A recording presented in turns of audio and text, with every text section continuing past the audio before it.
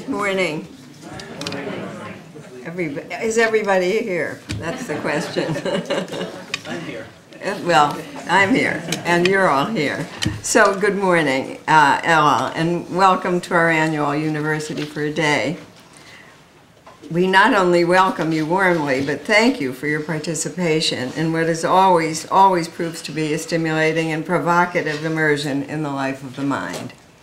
We will be spending the day thinking and talking about ideas and issues that have relevance to how we lead our lives and the challenges that we face as Americans and indeed as human beings, citizens of the world, in these sometimes too interesting times.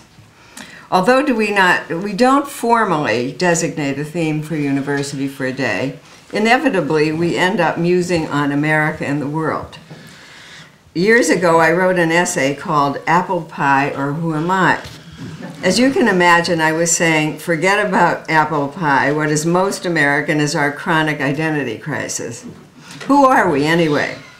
Flashy, materialistic, self-absorbed, Philistine, isolationist, or generous, serious, community-minded, idealistic, and intellectually curious? Perhaps the answer is all the above. I think it was Einstein who saw curiosity as the greatest virtue, and I think we have that. We can always ponder the big question, who am I? But today, we address the question acknowledging that we live in an increasingly interdependent world. You won't be surprised that I've said that. We haven't quite learned how to handle that, although arguably we do it better than some. Partly, I would say, because we live in a pluralistic democracy, and we are used to living with others. Living with others peacefully and respectfully is, I would say, both from religious and secular perspectives, an important goal, and one in which higher education can and must play a role. Today we'll engage in learning, thinking, and talking about such matters from the perspectives of philosophy, law, literature, and the media. Before we proceed, I would like to acknowledge the generous support of the Scranton Area Foundation and the Neighborhood Development Trust Fund. They make it possible for the Schemel Forum to offer this ambitious program at an affordable fee. So let's begin. Professor Matthew Meyer is no stranger to the Schemel Forum.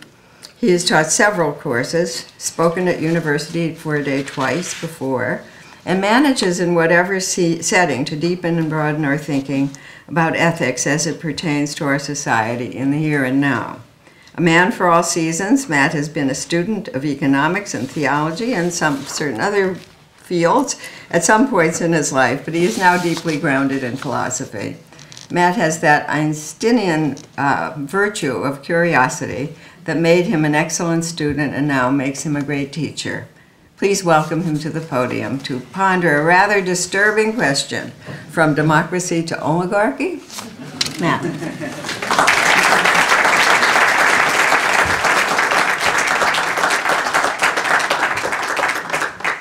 Well, thank you, Sandra, for the comparison to Einstein, I believe it was. Maybe a kind of inflated understanding of myself, but I would like to start off by saying thank you for a wonderful opportunity to participate in what I think is a wonderful event, because it really does show that the university is not just something located within a community, but actually is part of a community and for a community.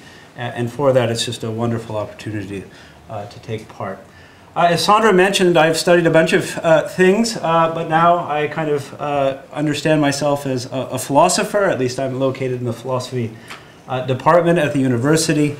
I also don't actually even specialize, let's say, in a branch of philosophy called political philosophy, at least not now. However, I do want to say that I got into philosophy initially through my interest in economics and political concerns. And the wonderful thing about meeting Sandra has been that she's allowed me to kind of come back to some of the concerns that initially got me into and involved in philosophy. As you can see from above, the title of my talk is From Democracy to Oligarchy, Self-Love and the Future of America. I have a quote up here from Louis Brandeis, the Supreme Court Justice. We may have democracy or may have wealth concentrated in the hands of the few, but we cannot have both. That will be part of my talk, but perhaps, and there's a lot of people who will make that very point. But what I'm going to try to do is add something to the mix by talking about self-love and what is commonly known as narcissism, and the rise of that and the way in which that might be contributing to this movement from democracy to oligarchy. So here we go. You might wonder kind of what are you talking about when you talk about the United States as an oligarchy? Aren't we some sort of democracy? Well, I'm kind of piggybacking on a study. I think the study is just coming out now, but there is kind of a press release about the study in April from two researchers, Martin Gilens and Benjamin Page, who argued that we are effectively living in and gathered data. Here's a philosopher using actually data to support what he says, which is a surprise to some.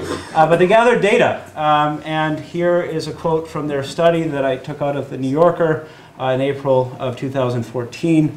The central point that emerges from their study, from their research, is that economic elites and organized groups representing business interests have substantial independent impacts on U.S. government policy, while mass-based interest groups and average citizens have little or no independent influence. So the idea is that when the interests of economic elites collide with the interests of kind of ordinary people, the business elites will kind of win out, whereas the average citizen will and therefore kind of lose out.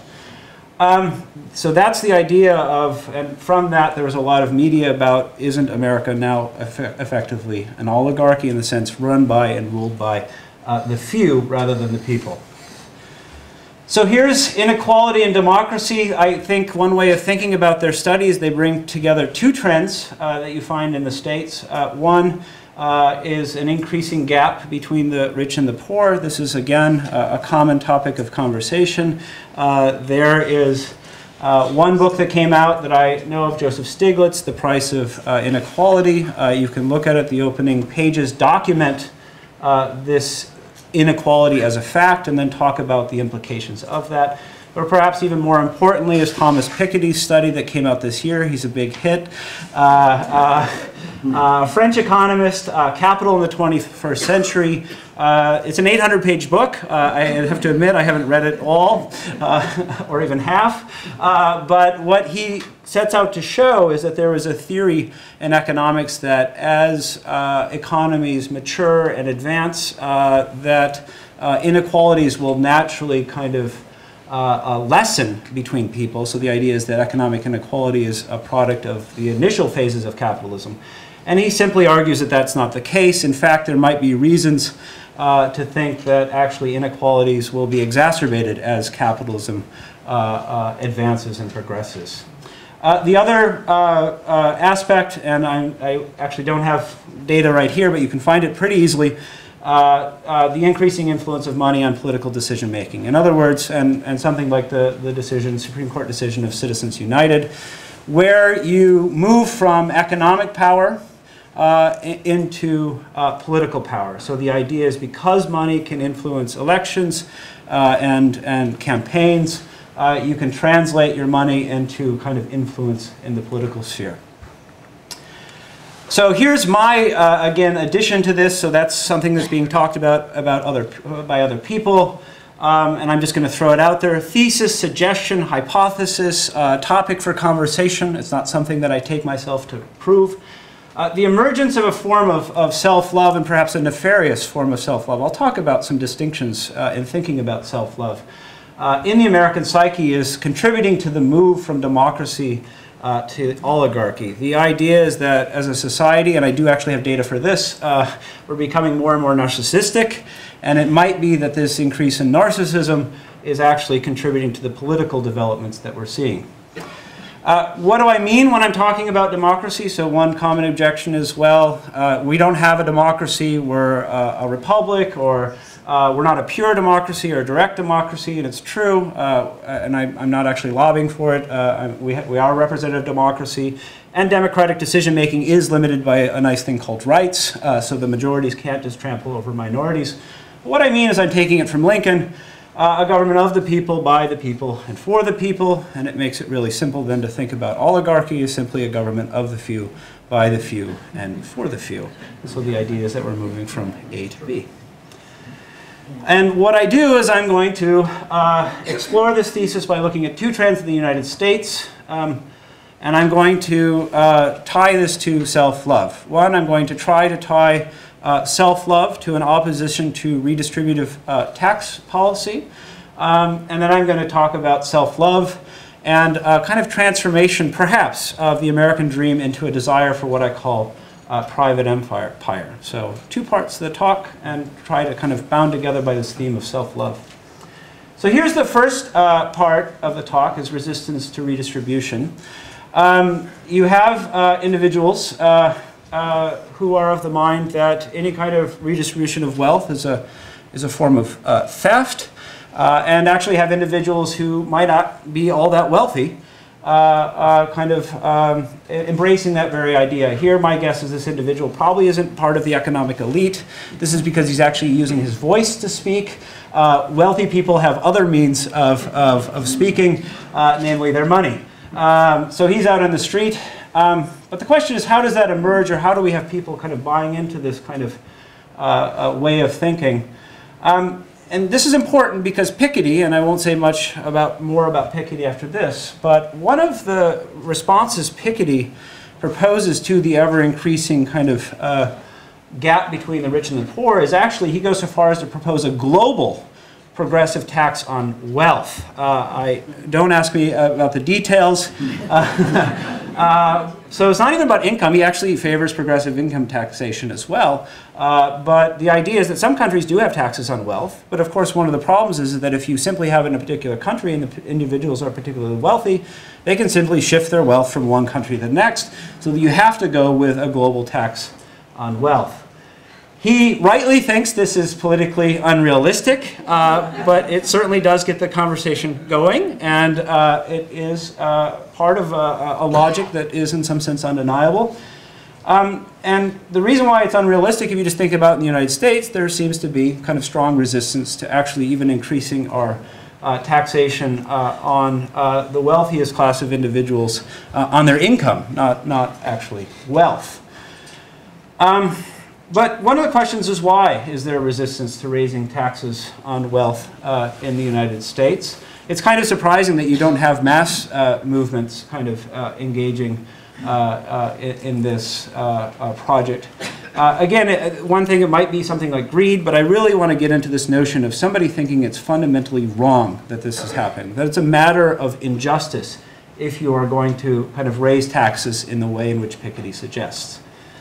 The idea is that many people think it's unfair for the government to take money, and here it's actually a kind of form of stealing from people who have earned it and so deserve to keep it. And now, I don't want to make my talk partisan, but it's going to become partisan in a certain way. I think that this kind of ideology was going on in the 2012 Republican National Convention, and I want to kind of explore that.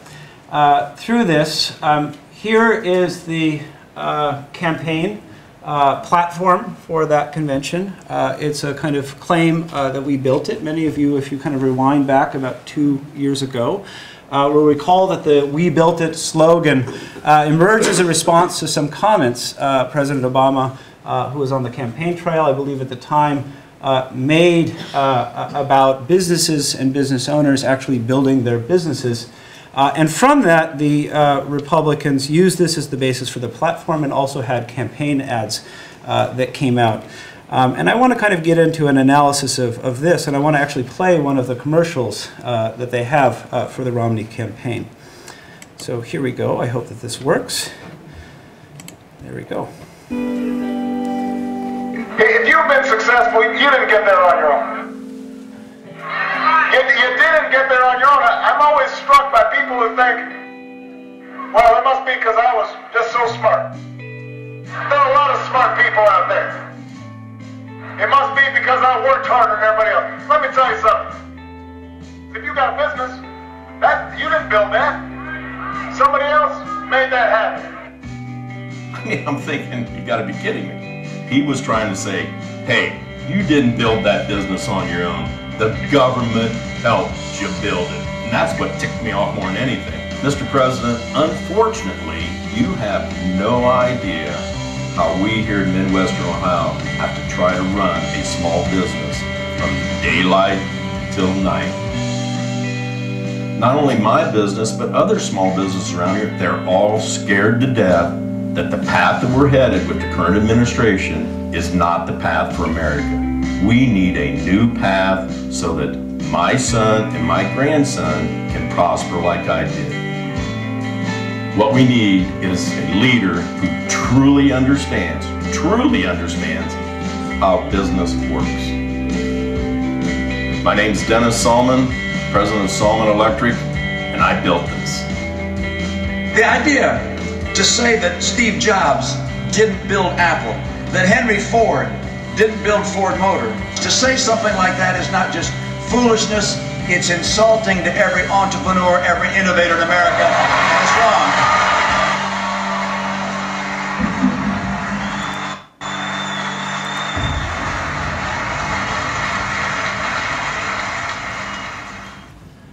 So back to looking at kind of the content of the commercial and what was being said in the commercial. One of the questions is, the platform was built around a kind of ambiguity in what was being said by President Obama. And it's true. If Obama had been saying that business owners played no role in building their businesses, in other words, that the government or the larger community actually built their business, it would indeed be foolish and insulting. That would be very much true. The question, though, is if you look at kind of more closely, Obama was actually trying to say, when he referred to business owners not building that, he wasn't referring to their actual businesses, but the roads and bridges that the businesses use in order to allow their business to run. Obama's point was simply this: owners did not build their businesses on their own. So it wasn't through their exclusive efforts that they achieved the success that they did, but rather their success was in part a product of the larger society. This, I think, is true. But one of the things that comes up is that in the actual ad, Mr. Solomon actually makes the claim that he built his business on his own. Now, my point is not to go after Mr. Solomon or somehow kind of paint him in a negative light, but one of the things that came out in the media soon after, and this is kind of a forgetting, and I think the idea is that the like-minded people tend to forget things, and it's the idea of what they kind of forget about their connection to a larger community. One thing that was pointed out is that Mr. Solomon's business had received a number of government contracts upwards of $1 million. So he had direct connection to the government. Now, you can debate about whether that's actually getting assistance from the government or not, but there is involvement, and again, it's the kind of the theme of interdependence with an individual's success in the larger community. But we can just point out, and this is the point that Obama was actually trying to make, and this is the thing that I'll kind of stress throughout the talk, is that Solomon's business depends on a functioning, and we should say well-functioning, social, political, legal, and economic framework for its success. For instance, he didn't build the bridges and roads he uses. This is explicitly the point that Obama was trying to make. He didn't educate himself or the workers he employs, unless if they were all somehow homeschooled, which I doubt. He didn't print the money he uses for exchange, at least I hope not. And he doesn't enforce his own contracts. Also, I hope that he doesn't have someone named Bruno in the back room that goes around collecting when people don't pay up. And you could run with this. I mean, the list could go on, right? And you could even go further, and just historically speaking. Solomon's business itself did not create this framework either that we now enjoy, that our government currently preserves and supports. Historically speaking, he didn't create, in theory, the political and economic framework or system that we now have. That shout out goes to philosophers like Adam Smith, John Locke, etc.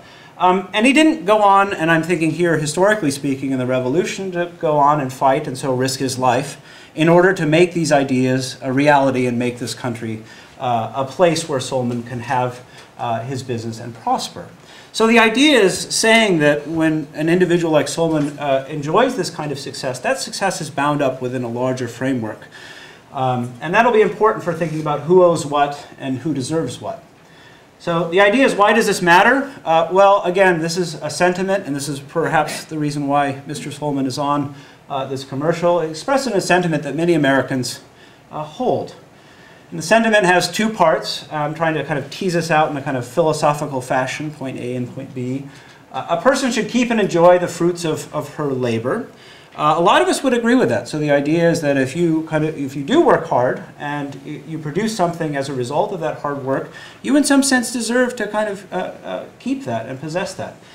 But here's the number two, and this is kind of the idea underlying is, well, how much of, let's say, the income that you earn, the amount of money you make on capital gains, how much of that is a direct result of your own labor? And the claim that's going to be made here with the We Built It platform is the idea, almost to the extent of whatever I earn. So whatever money I'm getting in terms of my income, whatever I'm bringing, whatever I report on my yearly tax return, that is a result of exclusively me. This is the idea of we built it. The idea then is that if I built it, I deserve to keep it, right? So it moves from a claim about individual effort into a claim about desert. And what I would suggest, though, is that the underlying, or the flip side of this, is the we built it claim, a claim about desert, amounts to a kind of we owe nothing ideology. In other words, because it's the result of my own labor, my own effort, I deserve to keep it, and I don't have a larger debt to the larger society or community.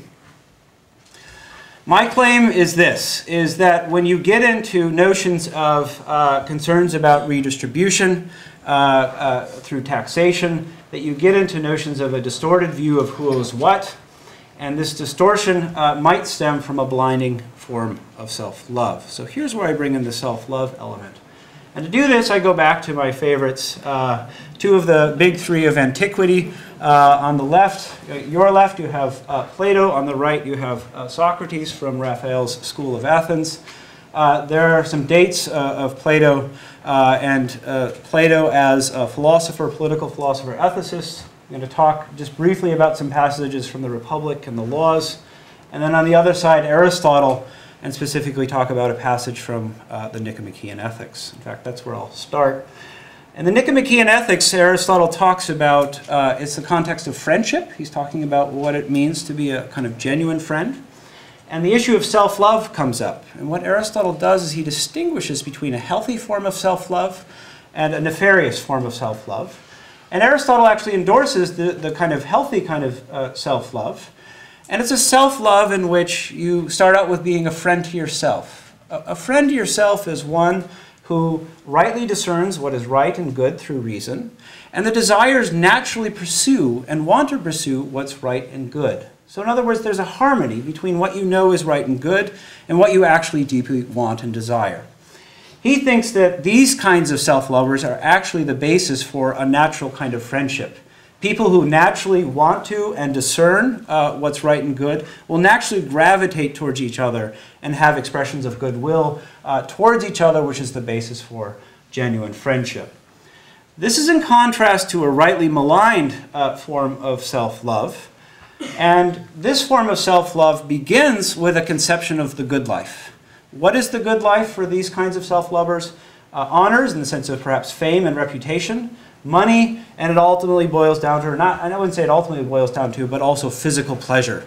That's what the good life is. Fame, money, pleasure are the essence of the good life. And it's because they have this conception of the good life that they believe that they begin to want the biggest share of these things. So they want the most fame, they want the most money, they want the most pleasure.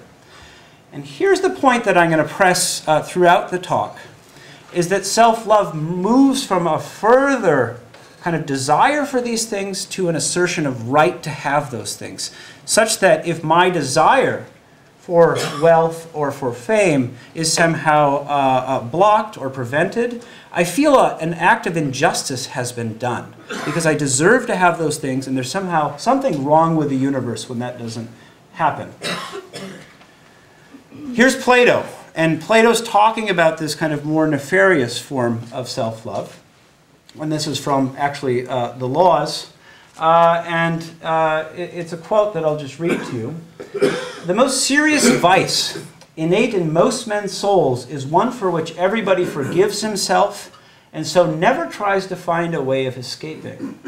It is true to say that," and this is a really strong claim, look at this, "it's true to say that the cause of each and every crime we commit is precisely this excessive love of ourselves.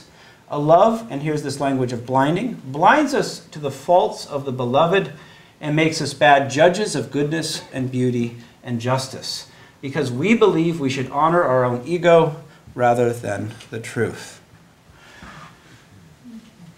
It's pretty powerful, I think. It's really interesting. It's worth kind of reflecting on. Here's my data.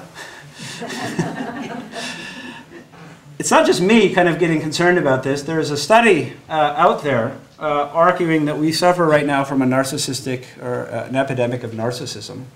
It's by Jean Twenge and Keith Campbell. It's a 2009 book, a very recent book. And what they do is they actually kind of trace back the rise and emergence of narcissism.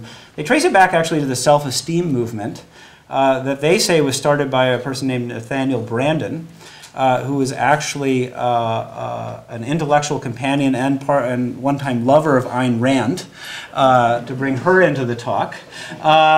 And the idea is they're not really opposed to self-esteem, and you can talk about the differences, and maybe they'll come up between self-esteem and self-love, or narcissism, but they're claiming that we're suffering from now this nefarious form of self-love, namely narcissism.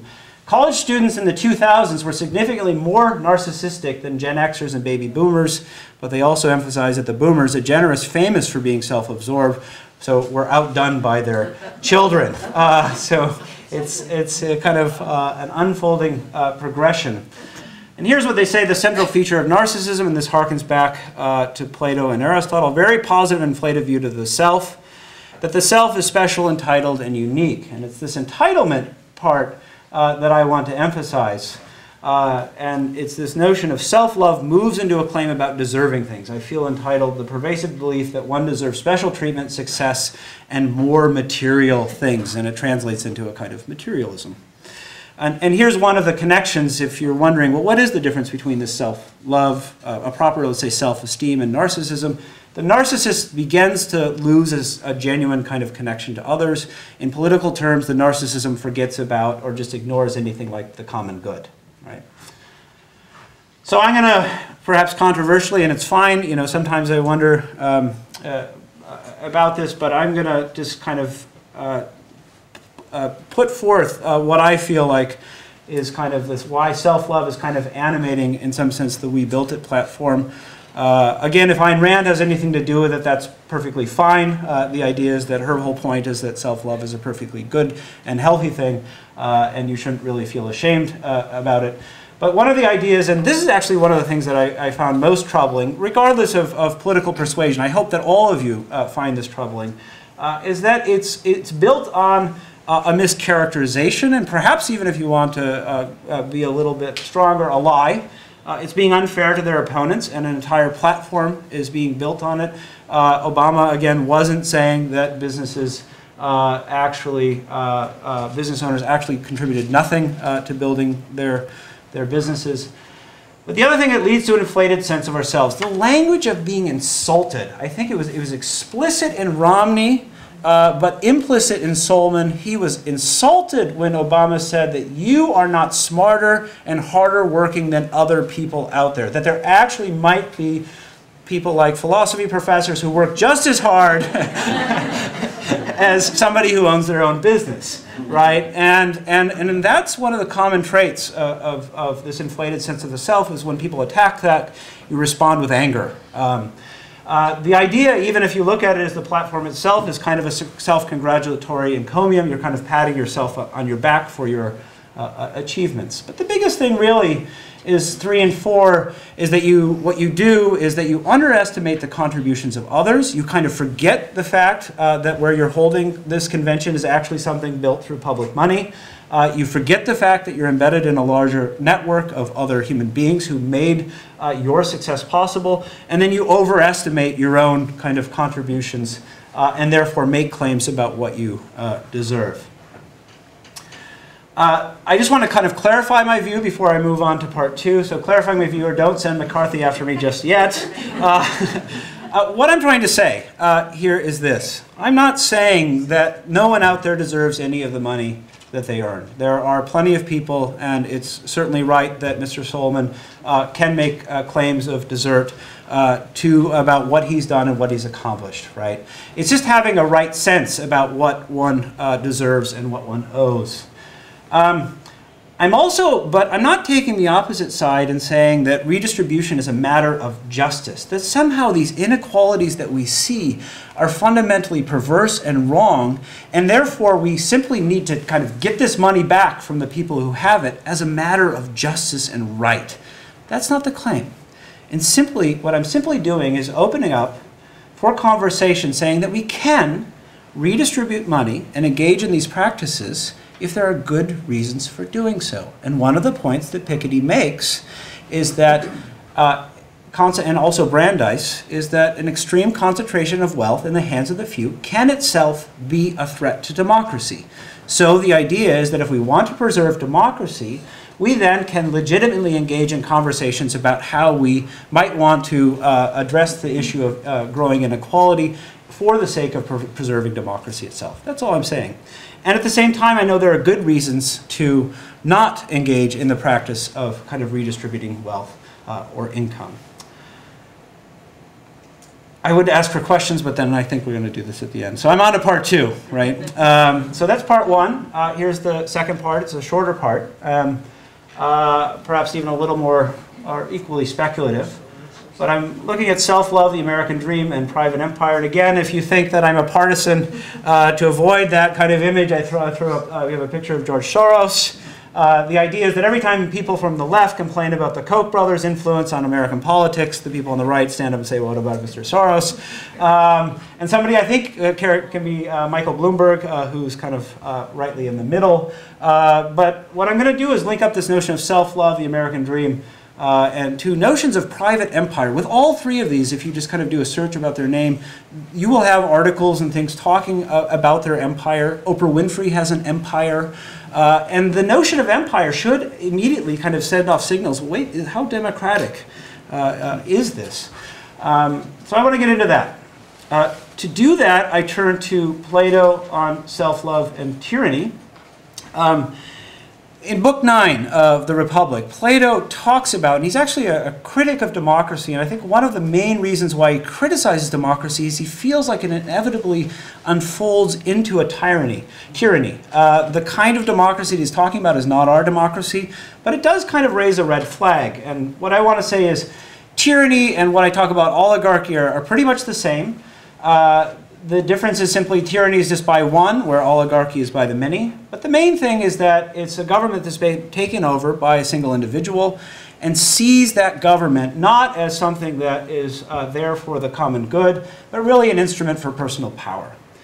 Now, what's also interesting about Plato's analysis is that he tracks these changes in government to changes in human psychology. In other words, psychologies kind of tend to morph in a way such that it leads to this form of government.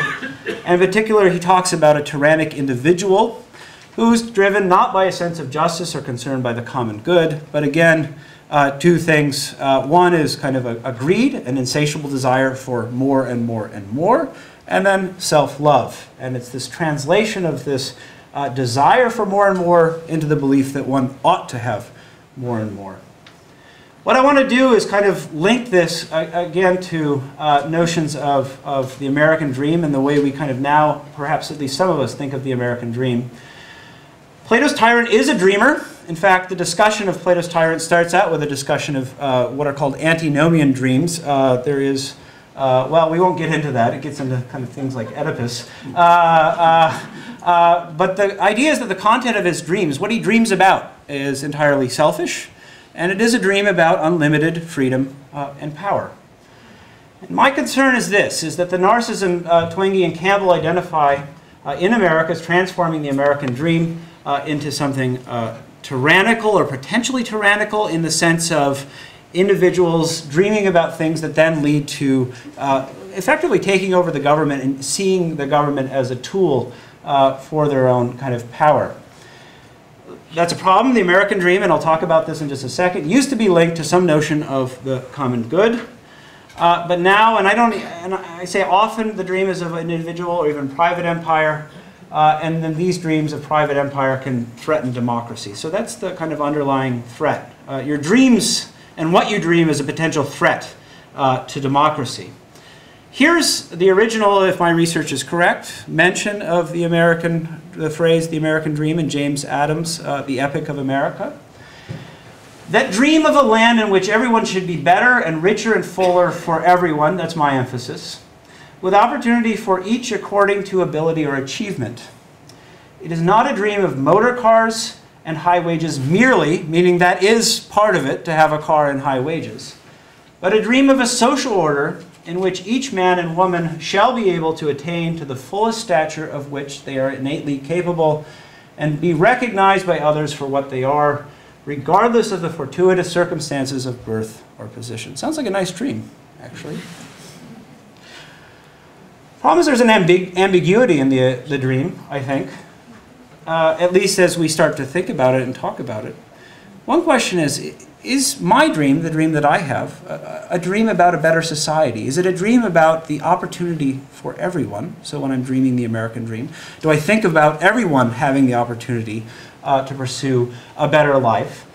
If it is, then this is the kind of dream that has to do with the common good. It's connected up with a social vision and the way America as a whole should be. The other way of thinking about it is, well, is my dream simply that I have the opportunity to live a better life? So is my dream simply about me and my own success? Perhaps you could, of course, add in family. So the dream is about myself, my life, my success. Here the common good is not necessarily a part of my dream, although it may actually be achieved through my dreaming. I think that self-love, or I sense that self-love, may have played a role in moving us from the first sense of the American dream to the second. This, however, is typical philosopher armchair speculation. There's no data, but my wife brought this up, so I have to play one more little clip. There is a commercial. Does anyone know what the commercial might be? Anyone see this? The Cadillac commercial? I gotta play it. So we'll play it. So this is evidence for my claim. So here we go. Let's see if it works. It's gonna work. It's just 1 minute. Why do we work so hard? For what? For this? For stuff? Other countries, they work, they stroll home, they stop by the cafe, they take August off. Off. Why aren't you like that? Why aren't we like that? Because we're crazy, driven, hard-working believers, that's why. Those other countries think we're nuts. Whatever. Were the Wright brothers insane? Bill Gates, Les Paul, Ali. Were we nuts when we pointed to the moon? That's right. We went up there, and you know what we got? Bored. So we left. Got a car up there, left the keys in it. Do you know why? Because we're the only ones going back up there, that's why. But I digress. It's pretty simple. You work hard, you create your own luck, and you gotta believe anything is possible. As for all the stuff, that's the upside of only taking 2 weeks off in August. N'est-ce pas?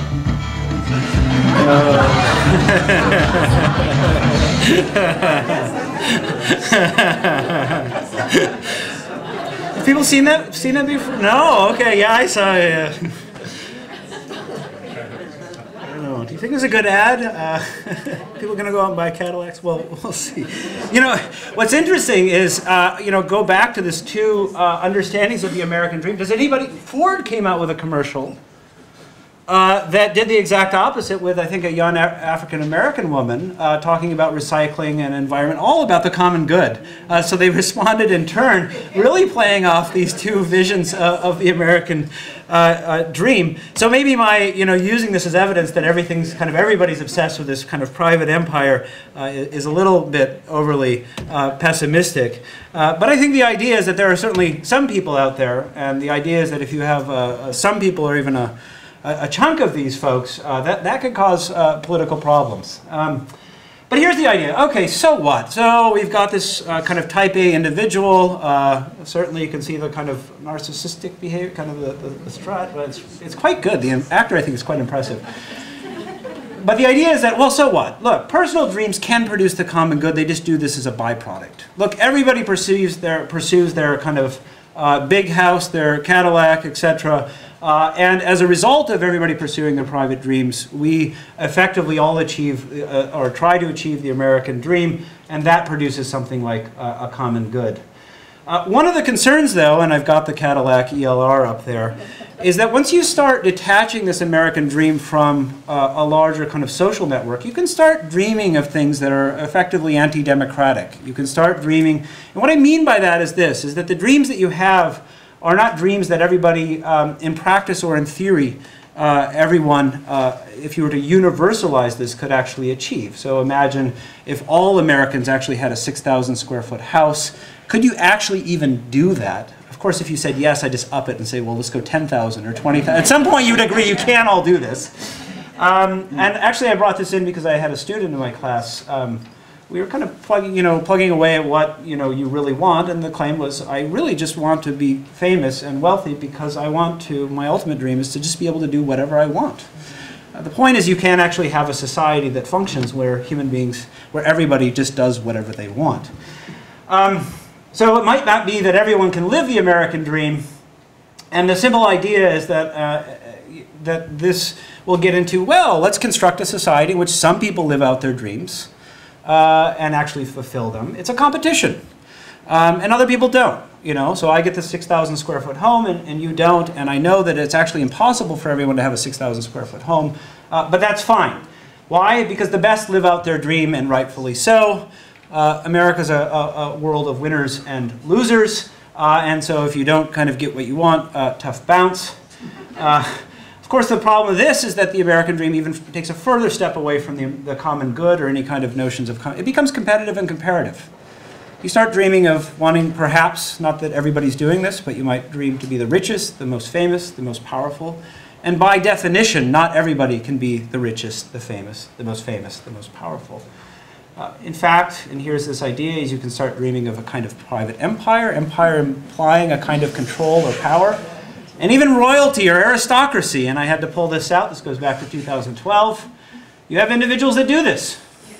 There's a documentary out about Charles and Jackie Siegel. You have their attempt to build a 90,000 square foot home and modeled on, as I understand it, Versailles. So they're trying to build a palace to house the king who's sitting on his throne with his wife who is in some sort of royalty, Miss Florida. So you've achieved it. You've effectively come to the land of democracy, which broke off from royalty and monarchy to reestablish yourself as the king and queen. Of course, again, somebody might say, well, that's not a problem. If people want to create their own empire and pretend to be aristocrats, let them do it. It's a free country. But of course, this, I think, is problematic.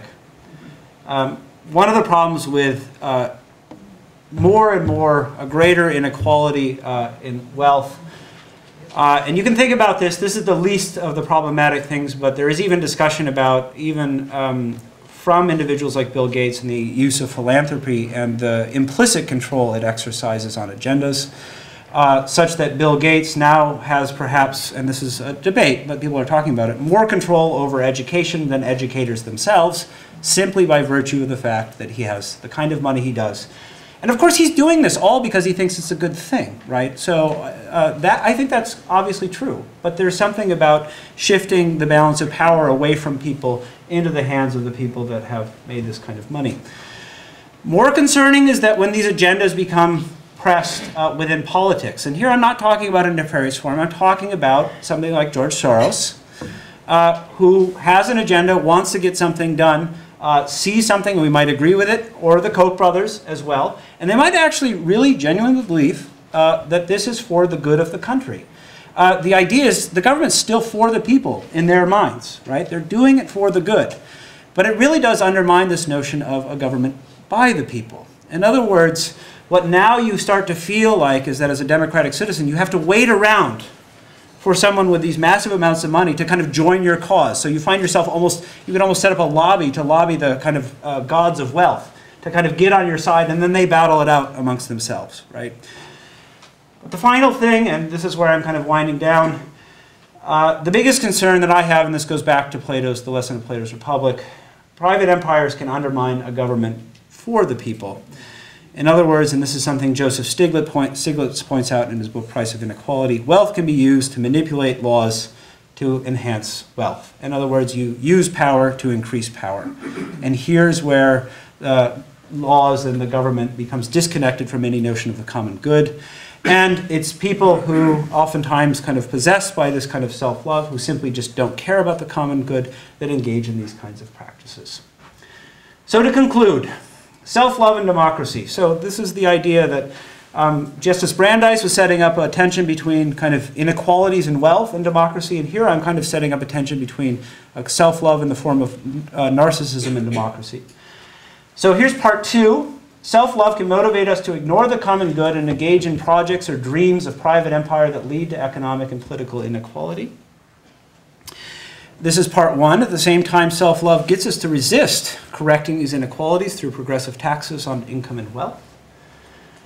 So, since these inequalities, and again this is Brandeis' point, inequalities threaten the government of the people, by the people, and for the people, self-love can also be seen as a threat to democratic principles and government. Now, the worst of this is that if you point this out to the self-lover, they might not be all too worried about it,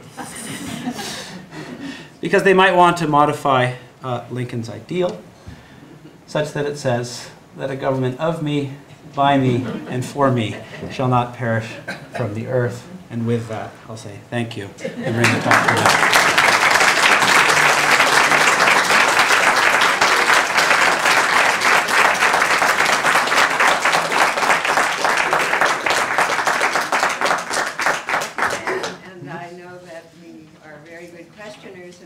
There are, yes. There are good answers. Yeah, hopefully.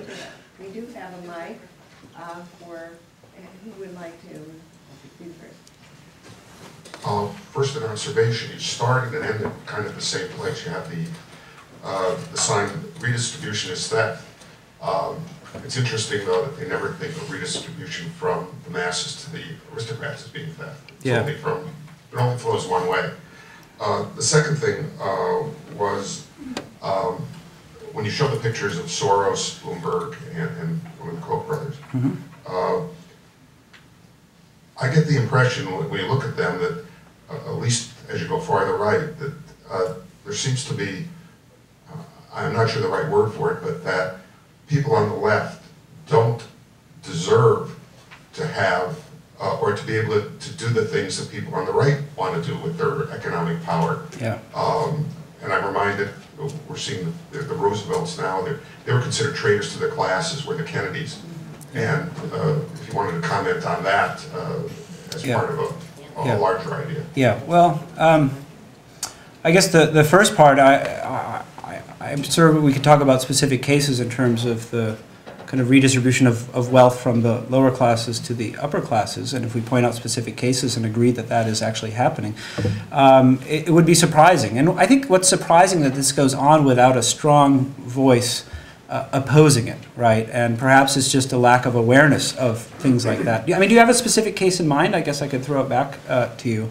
Well, I think not to say that I can't think of one, but we're talking about the tax policies. Yeah. That allow the wealthy to keep far more of their income, which they can then use to keep regenerating more income. Yeah. And we've seen the split where most of the money's going Yeah.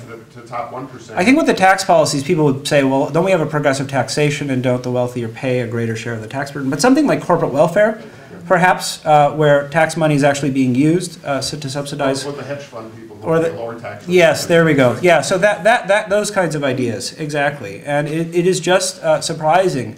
Right now, our income taxes on the highest brackets of income are actually, I think, historic, not absolute lows, but really close to what we had in the 20s. It's nothing compared to what we had in the 70s.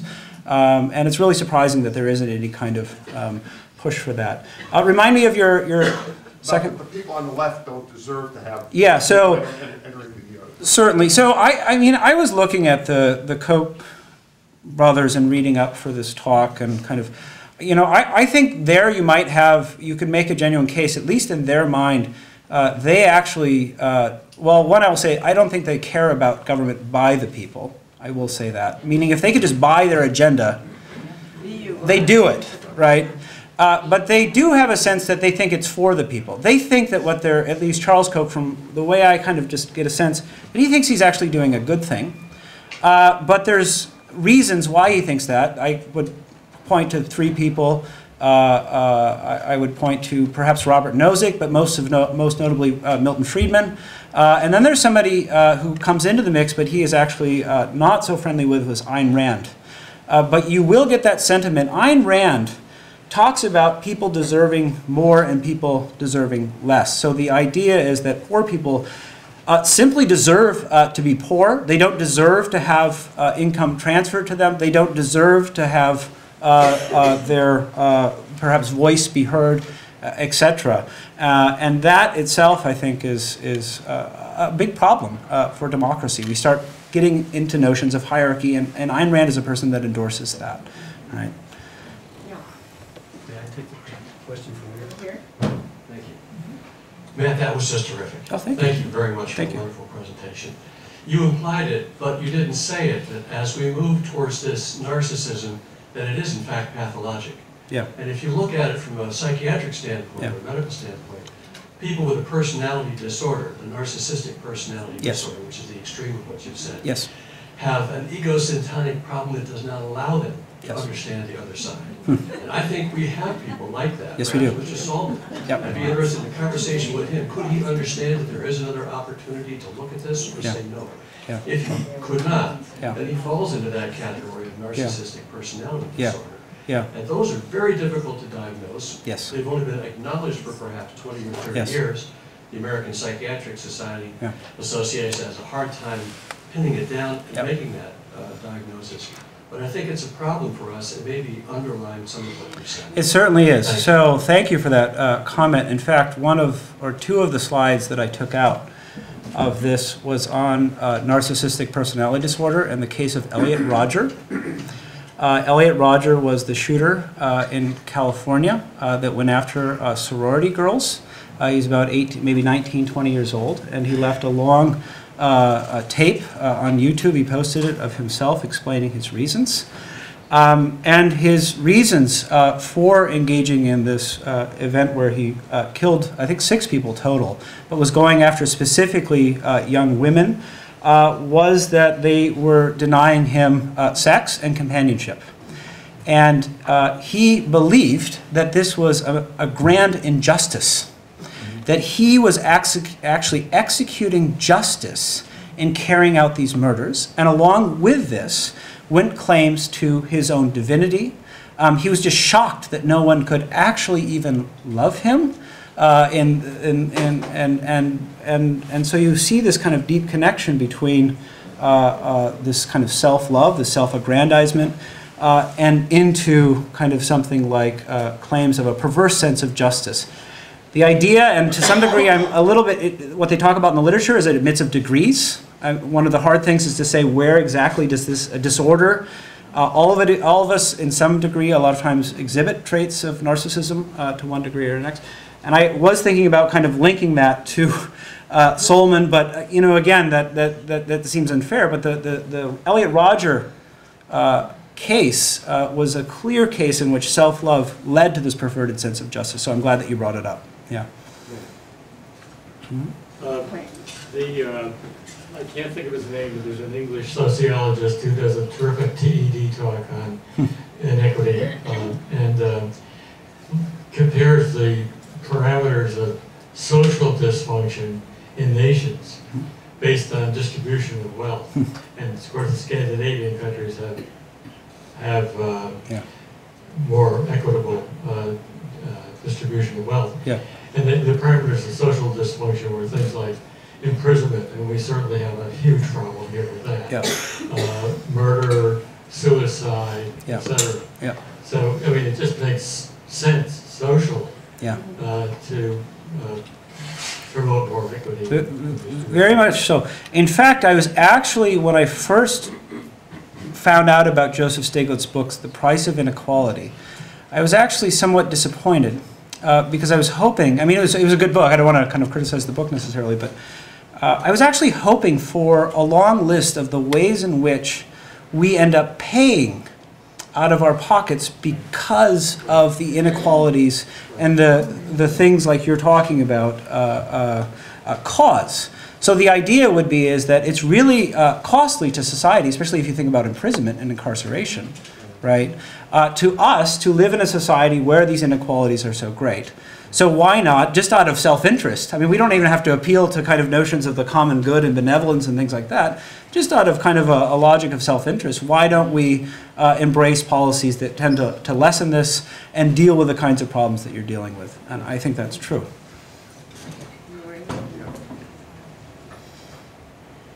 Matt, you have accurately portrayed the problem of oligarchy, which also has its counterpart if that isn't successful, of revolution.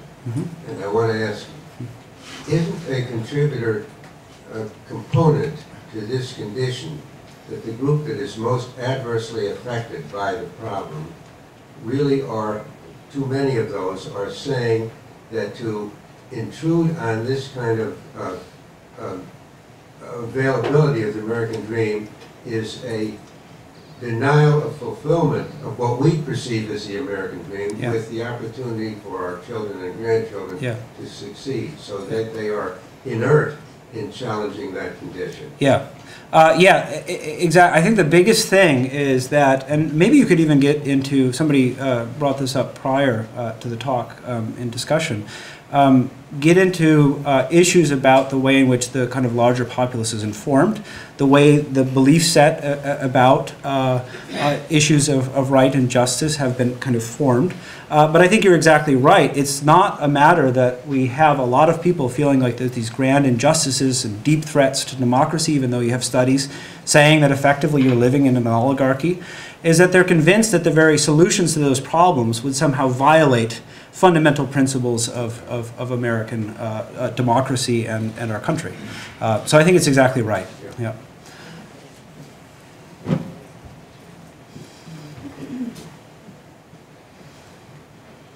Hello again. Hi. Just to follow up on that, because I was going to start with that.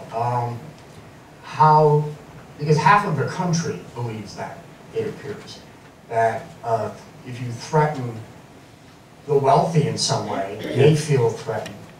And how the wealthy have been successful in transmitting that. You could say brainwash. And I think it gets to my second point in terms of speech, money equals speech, which the Supreme Court has 2 decisions on that. If you read George Will, but he's gone off the deep end on that issue. But until that changes, I don't see how the brainwashing is going to stop. Because they can buy whatever message they want to put out there. Unless if you get wealthy people to lobby together to prevent the influence. You depend on, it's like the philanthropy thing. You depend on the goodwill and charity of and there are those out there, right? Warren Buffett. Yes, there are certainly people out there. And then just in terms of costs to the rest of us. The idea of Buffett was even arguing, because he's invested in Burger King, buying whatever, I forget the name of the Canadian company. Oh, But yeah. well, that's not a big deal, but he wasn't really hammered on the point that that tax money has to be made up by somebody, namely us. Yeah. And when Walmart pays the wages they pay, we subsidize their workers. Yeah. And that doesn't get across because money's speech, and the people who have the money have the speech. Yeah. So, like, how do we solve? Well, I don't know. how I mean, solution- you know, if how you can get solution- really pessimistic about it, is that you know, you're just kind of rolling down a steep slope, and so the idea is that the more the country is taken over or in control of the hands of a certain few, and insofar as those few are no longer really concerned with, let's say, government for the people, no longer concerned with the good of the population, but rather just enhancing and preserving and protecting their own power, things can go wrong quickly. But I don't want to go that pessimistically. I mean, one is simply, why don't people just start speaking out more? That would be one simple solution. The other thing would be, again, there are certainly a lot of people that have had good fortune, who are out there, who are perhaps persuaded that money shouldn't be understood in terms of speech. And maybe you say, if you want to donate to anything, let's go to the meta problem. So not just these particular problems, but let's get to the underlying core issue and develop something where you're actually using money to undermine or undercut or reduce the influence that money has on politics. So those are potential solutions. But I mean, one thing is just start speaking out, I guess, would be the easiest solution. So. The whole discussion just made me think of how important Facebook and social media is becoming, and people are very concentrated on themselves and the individual, yeah. to the point where I don't know if anyone's thinking about the common good or the Yeah. other people. We're becoming self-narcissistic, Yeah. especially the millennials. Yep. Because I have a granddaughter, and I know it's all fantasy and themselves and what they're doing every day. Yeah. Which seems like it's too self-absorbed. Yeah, you're so right on 2 points, or right on one point. I'll just elaborate and emphasize the importance of the second point. In the studies on narcissism that Twenge and Campbell talk about, I believe is a chapter maybe throughout the book, they'll talk about exactly social media and the rise of narcissism. And that it's it's not always the case, so whoever has a Facebook account is a narcissist or something like that, but displays of self, wanting to have, you know, in the higher ends, you want to have your own reality show. So the couple, Charles and Jackie Siegel, I think in some sense were victims of their own narcissism. They were told that they were going to make a movie about them. I mean, what more could you want? And actually the movie is highly critical of them. And they're actually suing the person who made the movie because they didn't portray them in the proper light, right? But now I think they're also engaged in a desire to actually have a reality TV series. Again, just here's me and I'm in the center of everything. You know, you said it is all, in some sense, just fantasy or perhaps not real. You know, that's debatable, but you could even say, even if we do say that it's fantasy, one of the points that you take out of somebody like Plato, dreams matter. The fantasy world that you live out, and another student of mine mentioned the way in which she plays I think a virtual Kim Kardashian game, and that she's addicted to this, so she can live out the life of Kim Kardashian, but doing it. I'm like, but what does Kim Kardashian do? And she didn't actually know. She said nothing. So I say, you play a virtual reality game in which you do nothing. You just be famous. But those are important because they get to the underlying what you really want and what you really desire if you could actually kind of realize that in life. Yeah. We just take 2 more questions quickly. Great speech, by the way. Thank you. I was going to say that people like Ayn Rand have a big effect on our present consumerism society. Yeah. And her book Atlas Shrugged seems to suggest that the wealthy don't need anybody else, and if they could just free themselves from the poor who are holding them back, they can be as wealthy as they want. Yeah. And I think the reason that why the average people down here who are holding them back want to be up there is why they won't go out, that why the guy with the sign is like, don't tax the wealthy because he's hoping he could get one Yes. someday, no matter how many people he has to step over. Yeah, that's on top of. exactly right. I think John, and I don't remember the content, but John Oliver said something, I won't go there because I don't actually remember the specific content, but yes, so one of the biggest problems with the American dream, and one of the reasons why people don't, I think, don't motivate themselves to kind of resist these extreme inequalities, is that they actually believe that someday they themselves will be among this kind of wealthy elite, and so they'll actually be undermining and undercutting their own dreams. It goes back to the idea of dreaming. If you dream, and your dream is to kind of be the kind of quasi-aristocrats of the Seagulls, you're not going to kind of enact policies that would kind of temper that dream. But then it goes back to the point of, it'd be really nice if people were just dreaming like James Adams, your dream has content that's about yourself. He said that there's higher wages in a car, but that you also have a dream and a vision for a better place for everyone, and then you think about how your dream fits into that larger picture. Right. Just one more. I'd like to go back to the beginning with Mr. Solomon. Mm-hmm. Yeah. I don't know that he started his own company. Let's say he did. Yeah. But his money today is not of his own doing. Yeah. Yep. The money today that he has is due to his workers. Yeah. Now, is he paying them $25 an hour? Yeah.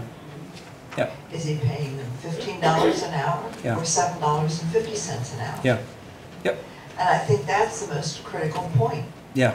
That the majority of people who are super rich have earned none of it themselves. It's all in the back of the people who are being paid $7.50 that they don't want to support because they're nothing. Let me go back to a simple point. I do want to emphasize, I think that some of what you said is too extreme. I think Mr. Solomon did contribute to the success of his business, and therefore he deserves praise and applause and some money for that. But I think you're right to point out, you know, look, if we're going to get into the game of the relationship between business owners and workers, if we're going to get into the game of talking about desert, and who, if we want to apply that language to earning wages and things like that, do you think it's really true that CEOs deserve 243 times more than the average worker? Okay, there we go. I think we'll end on that right point right there. Yeah.